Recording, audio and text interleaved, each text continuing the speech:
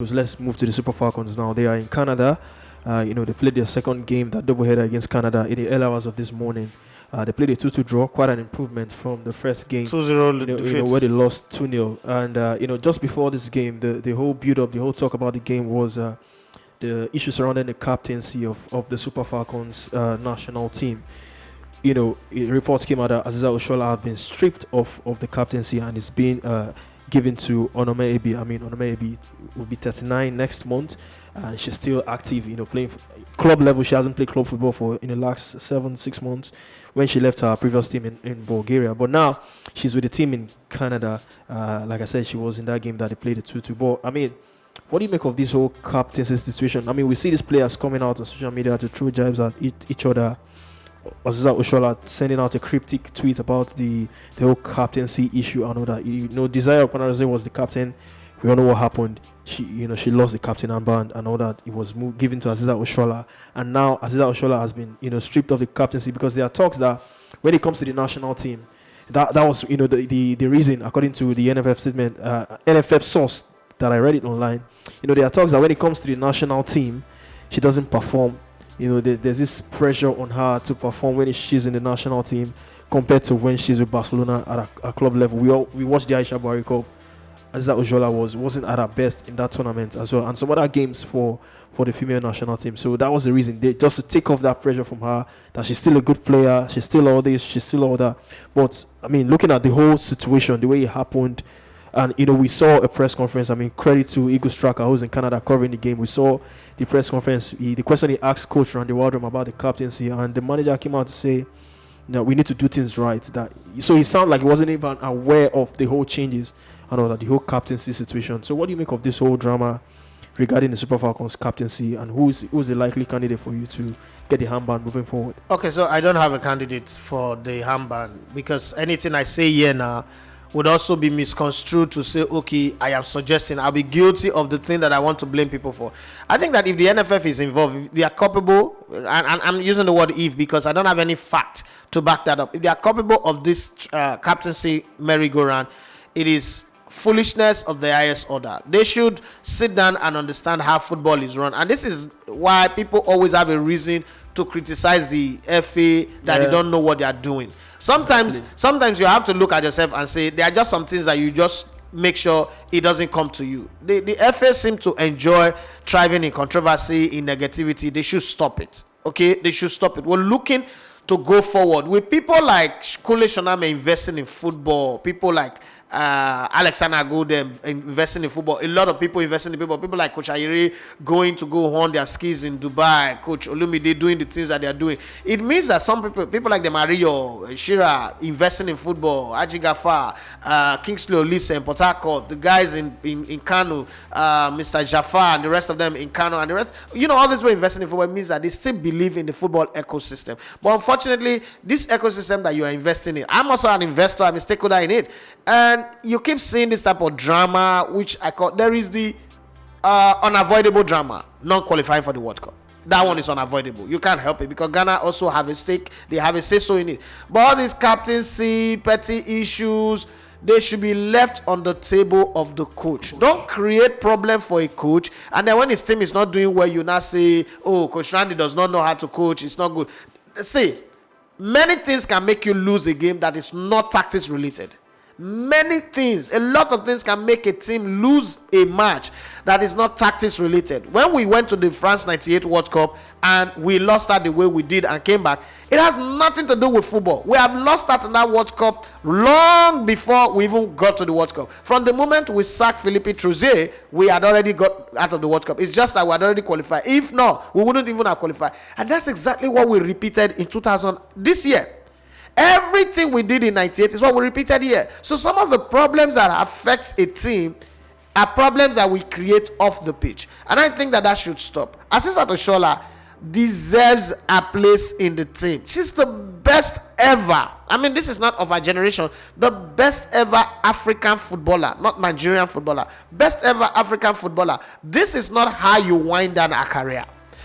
Onome Ebi may not have the glorious and colorful club career like Asisat Oshoala, But one of the things you give her credit for is at 39, for a woman, she has taken care of herself and kept herself in shape enough. I've seen her train with boys at Alasia and other places. She has kept herself in shape enough to be in contention that she comes to the training, she comes to the camp, and the coach still believes in her to pick her, because the coach cannot tell me it's the NFL that tells him to pick Onome. And different coaches have come and gone, and they still keep picking her. So she's done something very well. These are Oparanozie have given us all joy. These are children of Nigeria. These are girls who are blazing trails. These are not the ones who are going on Instagram to expose boobs and asses. I'm not saying I have a problem with that, but I'm just saying that these are people who've decided to use their talent to better the lot of their family, also put smiles and joys in our faces. We shouldn't be treating them like this. We won't do this to Ahmed Musa. We won't do this to Jude Odion. We won't do this to even Victor Osimhen. We won't do this to Tussle or Leon Balogun. Why are we doing it to the girls? This is where people start talking about equality. I think that these three sisters should even be,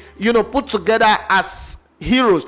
But that's what we did. Let's not forget that there is a divide between Mercy Akide and Omagbemi, unspoken divide. We keep having this divide. The same divide that happened with the class of 94. The same divide that happened with the class of 96 that won the Olympic team. Today, they are not as harmoniously together as we think, but they pretend like they are. The same divide from the class of 98. When would we all realize that this stupidity needs to stop? Is it a cause that Nigeria cannot have an harmonious team that comes together and understand? And it comes from the nature of Nigerians. Nigerians like divide and rule. Every company you work, you see a boss who tells you one thing and goes to tell your colleague another thing and set the two of you at loggerheads. That's the system. We thrive in pulling people apart. Harmony, leadership in Nigeria is always afraid of harmony. That's why they came to shoot at Lekki Tollgate. Not that the protest was bad. Not that they didn't know that protest was a good protest that will make Nigeria good. But their fear is, if we now make these people so united, and I think it's a part of God. It's a part of God. It's in the Bible. Men united to build a tower to the heaven, and God was afraid of their unity. God was not afraid of the tower they were building. God was afraid of their unity. That part of God is invested more in Nigerians than any other people. We shouldn't be afraid of people being in harmony. We shouldn't be afraid to see people happy. We just create this thing that makes conflict thrive in Nigeria. It is not good. We should learn to resist the urge to create conflict. I worked in regular terrestrial media for a very long time. One of the watchword of the Nigerian media is, when the environment is calm, when the whole place is calm, let's create controversy. You're going to look for one person, maybe it's Garagumbe, one person that is hot-headed, that have beef against somebody, Brand Eboewele, the Juju man, Kashimo Wolaloko, somebody that if you interview him, he must say something, hot shot, hot shot, hot shot. Everybody feel happy when somebody is savaging the other person. That we get orgasm from it. Even on social, look at our social media. We get high when somebody give a savage response to somebody. That's when we create meme. That's when we get happy. We should start learning now to change it, because it will affect our children. It is easy to talk about it now when you have Onome, Oparanozie, and Asisat Oshoala. Imagine if they were your family members. Imagine if Victor Osimhen is your brother, or your relative, your niece, or your nephew, or these ones are your nieces. You think it will make you feel happy seeing this going on? I think these are very, very minute issues that can be taken care of. There are only two ways I know that captains are selected in a team. You leave it to players voting, or you leave it to a coach coming in and say, from this day going forward, this is going to be my captain, and this is the reason, and these are the responsibility I'm giving to the captain, and these are my expectation. If you're not in the camp, this is the person that will be your assistant. If you're not, those two are not invited also, this is the next person that go on, and this is the method upon which I'll be picking my captain. I don't know what you guys have been doing before. Now it is up to the players to agree or revolt. If they agree, they fall in line. If they don't, and when you as a coach you want to do that, you already have your backup players that you want to bring in, because for you to do that, you must have done a research, know the players, who they are close to, who they are loyal to. If I take this captain armband from this person, how many people in the team are going to revolt, and who is going to affect? But for a coach to be a lame duck, to just be there, because I think that the Falcons are going through a skin shelling of like the eagle, feather shelling, and they are reinventing themselves. to create this, what you're telling Ashley Pine, or what's her name? Ashley Prompter, Tony Payne, and the rest is, this is exactly what will be done to you very soon. Oh, this is how you will be treated very soon. That's why I had issues with Amokashi's comment about the foreign-born players, because what you're saying is Michael Lilly said, don't even come. Eberechieze, don't come. All these other guys that were calling that they should come and play for Nigeria, Siridesa and the rest of them, don't come because you don't belong here. We don't know you. That's actually what Daniel Amokashi was saying in essence. So when you treat Asisat Oshoala, Oparanozie, and Onome Ebi and put them in conflict mode, once upon a time people used to murmur that Asisat Oshoala and Onome Ebi are the closest pal of the Super Falcons. How did they go from being the closest pal, tattoo on each other's skin, peas and pies, 5 and 6, to enemies? Somebody planted that seed of discord, and I guess what they didn't mature enough to be able to see past. Oh, now somebody they try to get to us, so let's get past them and build this relationship and be better for it.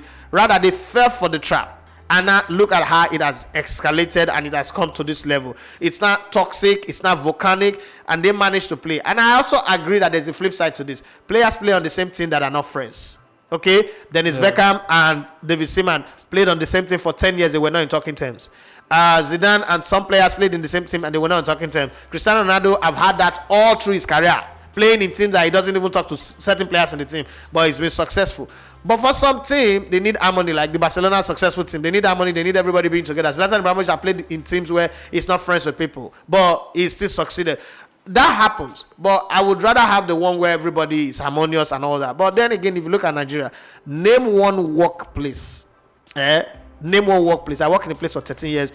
We're not even talking terms. So name one workplace where 10 or 15 of the workers are best of friends. There's always division because that's what we thrive in. I just hope that we can fix that. I love Asisat Oshoala.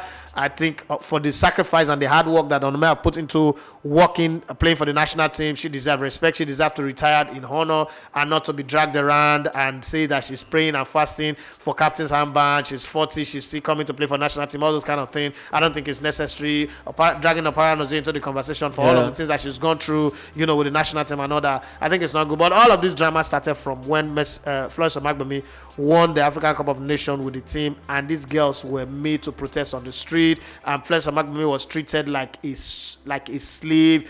All of those things.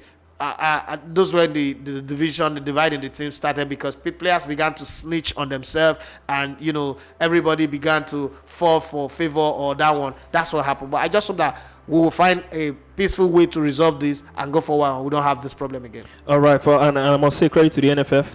They've organized some really good friendly tournaments for the Super Falcons. The last time was the summer series in US, and this time around to celebrate the Canadian national team. During their tour for their Olympic triumph earlier, this year. So it's good to see the Olympics. So it's good to see this tournament. These girls being put together in such a glamorous friendlies and tournament. You are listening to Elegbete TV Radio.